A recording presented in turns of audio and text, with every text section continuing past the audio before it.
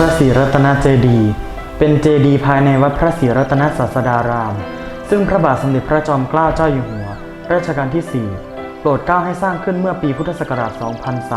2398 โดยจำลองมาจากเจดีย์3 องค์ของวัดพระศรีสันเพชรโดยมีพระราชประสงค์เพื่อประดิษฐานพระบรมสารีริกธาตุต่อมาในสมัยพระบาทสมเด็จพระจุลจอมเกล้าเจ้าอยู่หัวเมื่อสถาปนา100 ปีแห่งกรุงรัตนโกสินทร์ได้ทรงพระกรุณาโปรดเกล้าให้พอกองค์เจดีย์และประดับด้วยแผ่นกระเบื้องโมเสก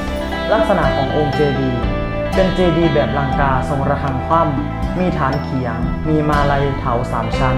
สลับกับบัวคว่ำบัวหงายรองรับองค์ระฆังเหนือขึ้นไปเป็นบัลลังก์สี่เหลี่ยมเสาหารรองรับร่องฉนายจากนั้นเป็นปรียอดและเม็ดน้ำค้าง